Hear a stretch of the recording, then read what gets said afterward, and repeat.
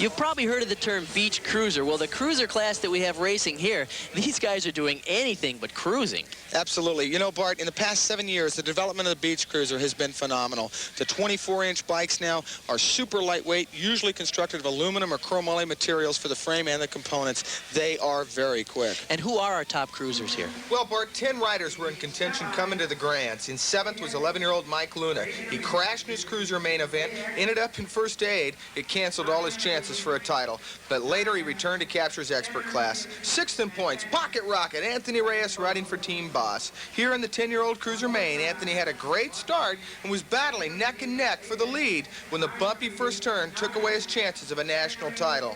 Like Luna, he came back to compete in the expert and open classes. Mr. T, Terry Turnett, dashed his 4th place points and title shot by turning pro for his new sponsor, MCS. Team Boss rider, 13-year-old Greg Romero, was number 2 in points and lost all hope for a national title with a crash in the front straightaway during his semi-main.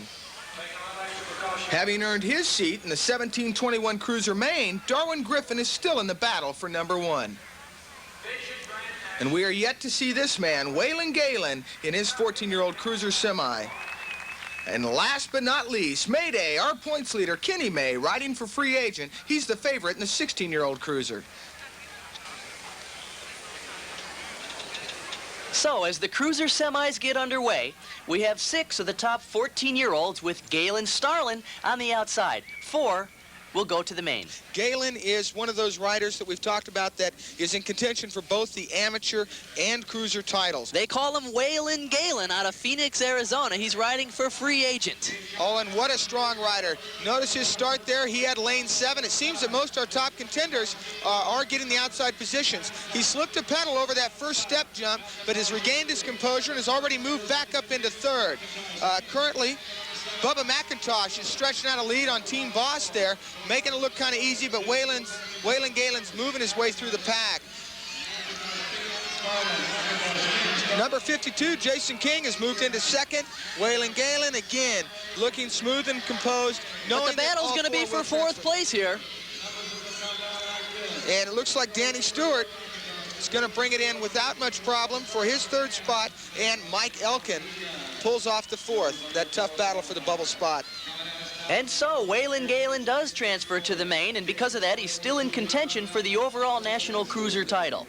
Now, each rider receives extra points for the number of competitors in his class. Kenny May, who you're looking at right there, has 32 riders in his class, and that puts him at a little bit of a disadvantage because Starlin's 14-year-old cruiser class has 44 riders, and Griffin's class has 46 riders. But right now, of course, the only thing on Kenny's mind is to get into the main and then to win it. And as you say, he has to get into the main event. There's no room for error in this semi. As we get ready for the start, who should be Kenny May's strongest competition here? Inside of Kenny in the gate number 1 is Shane Hatfield, Bart.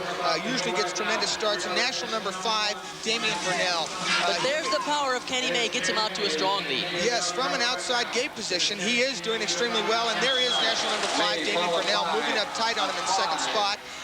Coming up, Shane Hatfield didn't get his extremely good starts as usual. He has moved up into a 4th qualifying position, though. Notice Damian pushing Kenny. He's letting him know, hey, Kenny, come to main event. I'm going to be there. Be ready for me.